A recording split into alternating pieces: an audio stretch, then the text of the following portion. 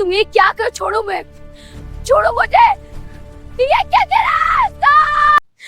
माँ, उस नीच आदमी ने मेरे साथ बहुत गलत किया। वो नीच आदमी वहां पर रहता है। अरे मैंने बहुत बड़ा अनाथ कर दिया। अब मुझे उसके साथ ऐसा नहीं कहना चाहिए था। तुमने मेरे साथ बहुत गलत किया। दोस्तों चलो देखते हैं आखिर इन महान साधु ने इस लड़की के साथ क्या किया है। घना जंगल उस शाम कुछ ज्यादा ही रहस्यमय लग रहा था, जैसे हर पेड़ हर पत्ता किसी अनजानी कहानी को छुपाए बैठा हो। चारों ओर ऊंचे ऊंचे पेड़ों की कतारें थीं, जिनके बीच से ढलते सूरज की आखिरी किरणें जमीन पर बिखर रही थी। हवा में अजीब सी बेचैनी थी, मानो प्रकृति खुद किसी आने वाले खतरे की आहट दे रही हो। उसी जंगल के बीच कांपते हुए कदमों के साथ 12 साल की मीरा अकेली खड़ी थी। कुछ घंटे पहले तक वो अपने माता पिता के साथ हंसते हुए घूम रही थी, मोबाइल से तस्वीरें खींच रही थी, तितलियों के पीछे भाग रही थी। लेकिन कब रास्ता भटक गई उसे खुद पता नहीं चला। अब चारों ओर अंधेरा फैलने लगा था, मोबाइल की बैटरी खत्म हो चुकी थी और रास्ते का कोई निशान नहीं दिख रहा था। उसकी आंखों से आंसू बहने लगे और कांपती आवाज में वो चिल्लाई, माँ, पापा, कोई है क्या? लेकिन जवाब में सिर्फ जंगल की गूंज लौट कर आई। दिल जोर जोर से धड़क रहा था, सांसें तेज हो चुकी थीं और हर पल उसे लग रहा था कि कोई उसे देख रहा है। तभी अचानक पास की झाड़ियों में सरसराहट हुई। मीरा का दिल जैसे सीने से बाहर निकलने को हो गया। उसने डरते हुए पीछे देखा और तभी एक गहरी भयानक दहाड़ हवा में गूंज उठी। कर्रर्र। उसकी सांस रुक गई। सामने से धीरे धीरे एक विशाल शेर बाहर आया, जिसकी आंखें अंधेरे में चमक रही थीं और जिसके भारी पंजे जमीन पर पड़ते ही हल्की गड़गड़ाहट पैदा कर रहे थे। मीरा डर से कांपने लगी। उसने पीछे हटने की कोशिश की, लेकिन पैर फिसल गया और वो जमीन पर गिर पड़ी। अब उसके शरीर में उठने की भी ताकत नहीं बची थी। शेर धीरे धीरे उसकी ओर बढ़ने लगा। आंसुओं के बीच उसने कांपते हुए फुसफुसाया, भगवान, बचा लो। तभी अचानक जंगल की खामोशी को चीरती हुई एक शांत लेकिन मजबूत आवाज गूंजी, रुक जाओ वनराज। मीरा चौंक गई। उसने कांपती आंखों से देखा कि पेड़ों के बीच से एक साधु बाहर आ रहा था। सफेद दाढ़ी, गेरुआ वस्त्र और आंखों में अजीब सी चमक, जैसे वह इस जंगल के हर रहस्य को जानता हो। वो बिना किसी डर के शेर के सामने खड़ा हो गया। हवा थम गई, पत्ते सिहर गए और पूरा जंगल सन्नाटे में डूब गया। अब सब कुछ उसी एक पल पर टिका था, एक डरी हुई बच्ची, एक क्रूर शिकारी और एक रहस्यमय साधु के बीच। शेर की गुर्राहट अब भी जंगल में गूंज रही थी। उसकी पूंछ जमीन पर बार बार पटक रही थी, जैसे वो अपनी ताकत दिखा रहा हो, जैसे कह रहा हो, यह मेरा इलाका है। लेकिन साधु जरा भी नहीं हिले, न पीछे हटे, न डरे, बस शांत भाव से खड़े रहे, मानो सामने कोई हिंसक जानवर नहीं, बल्कि कोई भटका हुआ जीव हो। और फिर उन्होंने बहुत धीमे स्वर में कहा, शांत हो जाओ वनराज, ये बच्ची डरी हुई है। उनकी आवाज में न आदेश था न चुनौती, बस अपनापन था। और यही बात मीरा को सबसे ज्यादा हैरान कर रही थी। वो कांपती हुई जमीन पर बैठी यह सब देख रही थी और मन ही मन सोच रही थी, ये कैसे संभव है? ये आदमी डर क्यों नहीं रहा? ये शेर उसे मार क्यों नहीं रहा? साधु ने धीरे धीरे अपनी आंखें बंद की, गहरी सांस ली, जैसे पूरे जंगल की हवा अपने भीतर खींच रहे हों, और फिर धीरे से छोड़ दी।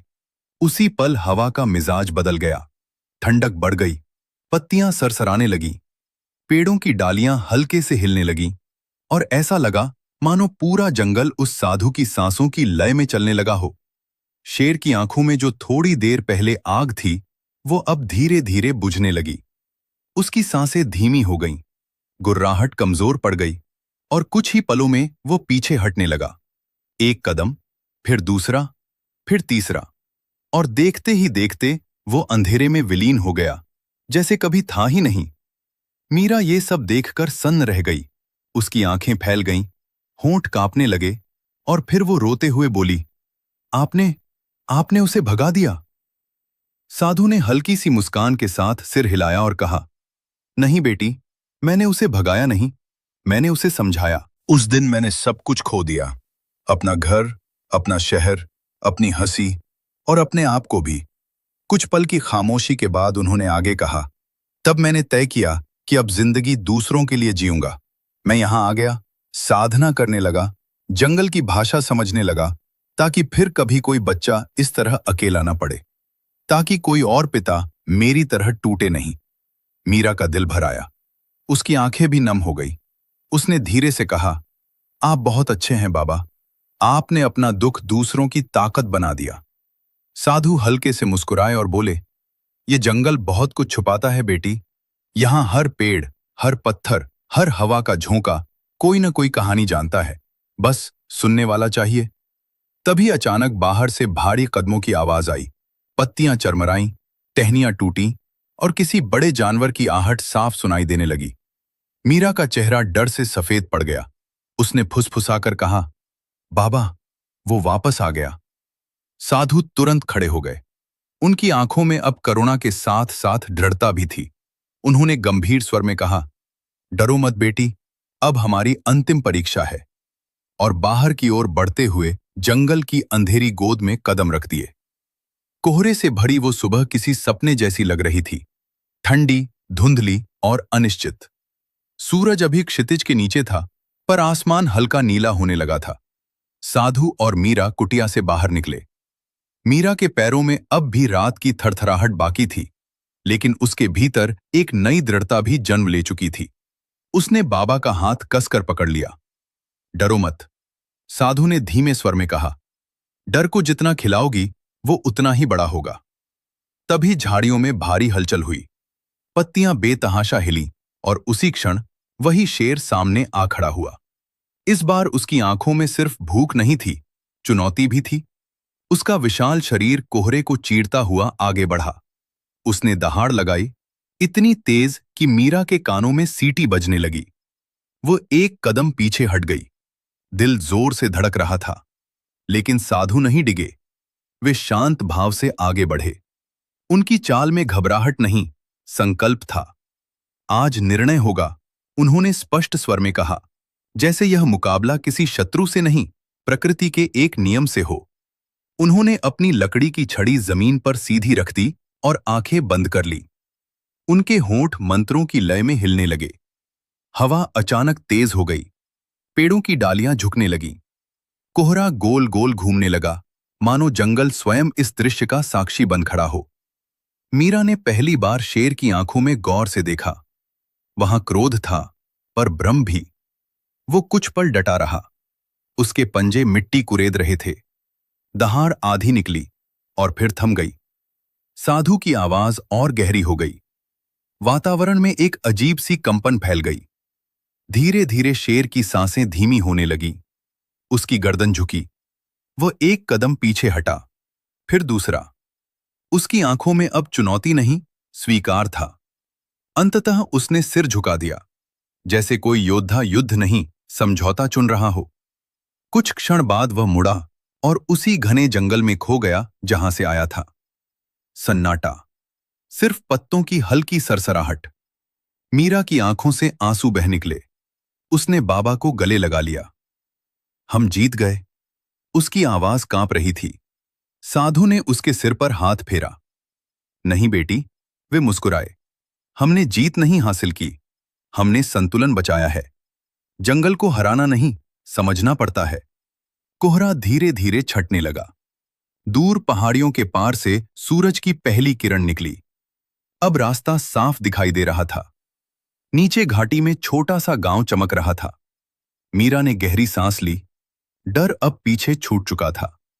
वह अब सिर्फ एक खोई हुई लड़की नहीं थी, वह साहस को समझ चुकी थी। और उस सुबह जंगल की गूंज में एक बच्ची ने सीखा, असली ताकत लड़ने में नहीं, संतुलन बनाने में होती है। सुबह की धूप अब पूरी तरह फैल चुकी थी जब मीरा और साधु जंगल से बाहर निकलकर गांव की पगडंडी पर पहुंचे। दूर से ही उसके माता पिता दौड़ते हुए आए। मां की आंखें लाल थीं, पिता की सांसें कांप रही थीं। जैसे ही उन्होंने मीरा को देखा, दोनों उसे सीने से लगाकर फूट फूट कर रो पड़े। मेरी बच्ची, तू जिंदा है, मां बार बार कहती जा रही थी। मीरा भी रो रही थी, लेकिन इस बार डर से नहीं, राहत से। उसने उनकी ओर देखकर धीरे से कहा, वह बाबा मुझे बचाकर लाए, वही जो जंगल में रहते हैं। माता पिता ने हैरानी से पीछे मुड़कर देखा, लेकिन वहां कोई नहीं था। न गेरुआ वस्त्र, न सफेद दाढ़ी, न शांत मुस्कान। सिर्फ घने पेड़, हिलती हुई पत्तियां और ठंडी हवा की सरसराहट। कौन बाबा बेटी? लेकिन वे धीरे धीरे रोशनी में बदल गए। उसकी आंख खुल गई। तकिए पर आंसू थे, पर चेहरे पर सुकून।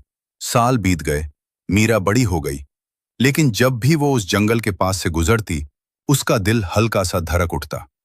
कभी पत्तियां अचानक सरसराती, कभी हवा अजीब सी ठंडक दे जाती। उसे लगता कोई है जो उसे देख रहा है, जो अब भी उसकी रक्षा कर रहा है। एक साधु, एक अदृश्य रक्षक, एक अमर रहस्य और एक ऐसी कहानी जो समय के साथ फीकी नहीं पड़ी, बल्कि और गहरी होती चली गई।